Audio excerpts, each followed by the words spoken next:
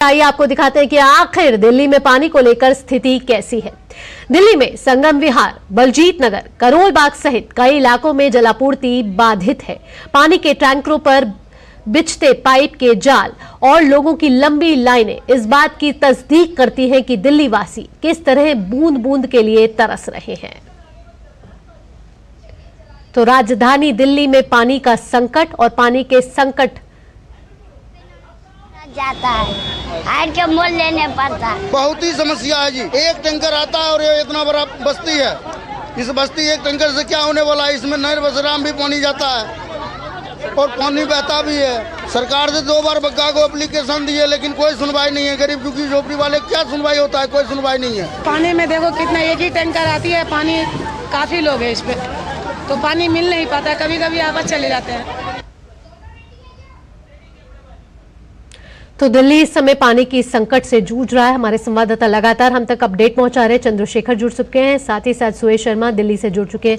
चंद्रशेखर, मैं यहाँ सबसे पहले आपके पास आना चाहूंगी। चंद्रशेखर, आप बताएं, आप दिल्ली के इस समय किस इलाके में हैं और वो इलाका इस समय पानी के किस संकट से गुजर रहा है? समस्या के समाधान हेतु आज के कार्यक्रम। देखिए, इस वक्त मैं खड़ा हूं आईटीओ पे, जहां पर बीजेपी का प्रोटेस्ट चल रहा है और यहां पर जो बड़े बड़े तमाम जो नेता हैं, वो जो विधायक हैं या जो कैंडिडेट रहे हैं, वो यहां पर मौजूद हैं। और लिखा भी हुआ है दिल्ली में बढ़ती पानी की किल्लत और सीवरेजों के गंदे पानी की आपूर्ति और टैंकर माफियाओं को छूट के खिलाफ ये उन्होंने प्रदर्शन किया है। तो एजेंडा साफ है कि जो पानी की जो कमी पूरे दिल्ली में हो रही है, जिस प्रकार से लोग इस जो गर्मी के कारण और पानी की ना होने के कारण जिस प्रकार से जूझ रहे हैं, उसको लेकर के बीजेपी यहाँ पर एकदम हमलावर है आम आदमी पार्टी पर और पूछ रही है कि किस प्रकार से दिल्ली का जो मैनेजमेंट है वाटर का, वो किया जा रहा है और किस प्रकार से दिल्ली जल बोर्ड काम कर रहा है। वो तमाम तीखे सवाल जो है वो आम आदमी पार्टी से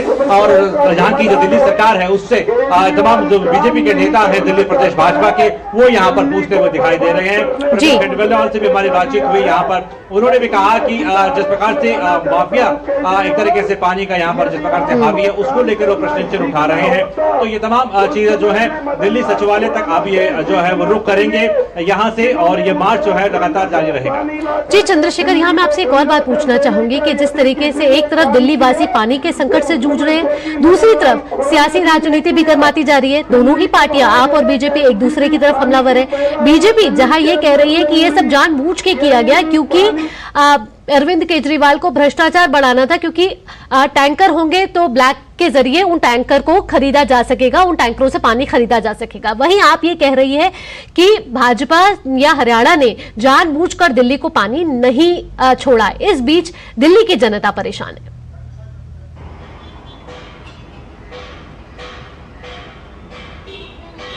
कि पंजाब का नाम क्यों नहीं लेते हैं आम आदमी पार्टी, क्योंकि वहां पे उनकी सरकार है। क्योंकि दिल्ली को पानी जिस प्रकार से मिलना है उसको लेकर के हर राज्य की अपनी चिंताएं हैं और दिल्ली में वाटर सिस्टम इस प्रकार से नदारद देखने को मिलता है मैनेजमेंट को लेकर के, क्योंकि अगर 2 महीने बाद हम चले जाएं तो यहाँ पर बाढ़ की स्थिति भी उत्पन्न होती है। तो उसको लेकर के भी दिल्ली जल बोर्ड के पास या फिर आम आदमी पार्टी सरकार के पास कोई ऐसा मैनेजमेंट मैकेनिज्म देखने को नहीं मिलता है। और अभी जो ज्यादा जरूरत पानी को लेकर के लोगों के बीच में है, आपको पता है कि गर्मी का सीजन आएगा, भीषण गर्मी यहाँ पर पड़ेगी, तो ऐसे में जरूरत इस बात की है कि मैनेजमेंट सिस्टम लगाया जाए। और जनता भी लगातार सवाल कर रही है, जनता कह रही है कि जो टैंकर माफिया हैं उनसे कब मुक्ति मिलने वाली है और किस प्रकार से उनके घर तक जो नल जल योजना है उसका लाभ उनको मिल पाएगा, क्योंकि आम आदमी पार्टी सरकार है, किस प्रकार से इम्प्लीमेंटेशन हो रहा है उस पर भी सवाल लगातार कर रही है जनता।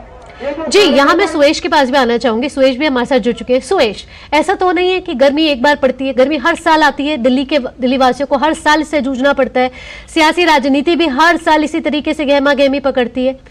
जो दिल्ली वासी हैं वो परेशान होते हैं। बिजली की आपूर्ति और पानी की आपूर्ति हर साल चाहिए होती है, तो इससे पहले क्यों नहीं मैनेजमेंट पहले से तैयार रहती?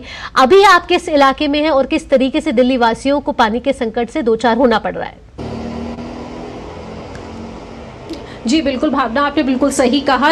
हर बार की ये समस्या है और हर बार जो दिल्ली की जनता है वो इस समस्या से जूझती है और ये एक बड़ा सवाल दिल्ली सरकार के सामने खड़ा करती है। जैसा कि हमने कहा कि जब केजरीवाल जी जेल से थे तो लगातार दिल्ली की जनता के बारे में सोच रहे थे, चिट्ठियां भेज रहे थे कि क्या वो ठीक है, क्या अब उन्हें कोई तकलीफ तो नहीं है। लेकिन अब जब वो बाहर है तो वो चुनाव प्रचार में इतने ज्यादा व्यस्त हैं कि वो दिल्ली की जनता के बारे में ये भी नहीं सोच रहे कि उन्हें पीने तक का पानी नहीं मिल रहा है। जब टैंकर जाता है, हम बात करें सुबह एक टाइम के लिए टैंकर अब कर दिया है कि एक बार पानी मिलेगा। जब टैंकर जाता है तो बच्चे बुजुर्ग सारे ही उसके पीछे ऐसे भागते हैं, अपनी जान की परवाह ना करते हुए उस एक बूंद पानी के लिए वो भागते हैं। और टैंकर में महज तकरीबन 500 या 600 बाल्टी पानी होता है, जो कि वहां के लोगों के लिए पर्याप्त भी नहीं होता। बहुत सारे लोग बिना पानी के उसके बाद भी रह जाते हैं। तो अगर जनता की बात करें तो जनता को पीने तक का पानी नहीं मिल रहा है। ये वही सरकार है भावना जो कि फ्री पानी और फ्री बिजली के वादे करती है। आज एक समय में पानी देने की बात कर रहे हैं और वो भी अगर जनता के बीच में हम गए उनसे बात की है तो कहते हैं वो टैंकर भी हमें जब तक उसे 5 रुपए या 10 रुपए ना दे वो एक बाल्टी पानी भी नहीं देता है। तो जनता के आगे ये जो सवाल जो जनता सरकार के आगे खड़ा कर रही है, दिल्ली सरकार के आगे, ये बहुत बड़ा सवाल है। क्योंकि ये कोई ऐसी समस्या नहीं है जो अचानक से आई है। ये हर साल गर्मी आती है और हर साल यही समस्या खड़ी होती है। जब बरसात शुरू होगी तो बाढ़ की समस्या शुरू हो जाएगी कि हरियाणा सरकार ने ज्यादा पानी छोड़ दिया है। तो आम आदमी पार्टी को यह सोचना चाहिए कि आप छींटाकसी करने की बजाय जनता के बारे में सोचें, उनकी समस्याओं के ऊपर ध्यान दें। जी सुरेश, यहाँ मैं चंद्रशेखर के पास आना चाहूंगी। चंद्रशेखर, क्योंकि भाजपा इस समय प्रदर्शन कर रही है और दिल्ली सचिवालय तक ये प्रदर्शन किया जाएगा। हम तस्वीरों के जरिए देख रहे थे चंद्रशेखर कि आपके पीछे जो महिला कार्यकर्ता थी भाजपा की, वो घड़ा लेकर अपने कंधे पर रखकर खड़ी हुई प्रदर्शन कर रही थी। साथ ही साथ मैं आपसे पूछना चाहूंगी कि जल बिना जीवन तो है ही नहीं, इस समय हाहाकार मचा हुआ है दिल्ली में।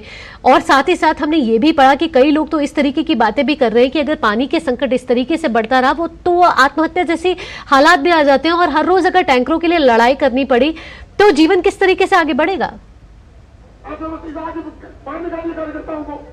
देखिए, मैं आपका सवाल स्पष्ट रूप से सुन नहीं पाया क्योंकि शोर बहुत ज्यादा है, लेकिन मैं जहां तक समझ पा रहा हूं आप ये कह रही हैं कि महिलाओं की क्या स्थिति है। तो मेरी लगातार महिलाओं से बातचीत हुई और मैंने उनसे पूछा भी कि जब पानी को लेकर के जो समस्याएं हो रही हैं उससे आपके जीवन पर क्या प्रभाव पड़ रहा है। तो देखिए, घर में लोग बीमार जो लोग हैं या फिर महिलाएं जो लोग हैं उनके समस्या जो है बहुत ज्यादा है, क्योंकि वो घर परिवार को देखे या फिर वो सुबह उठ के पानी लाने के लिए, और वो भी दिन में 2 बार आपको पानी लेने के लिए जाना पड़ेगा।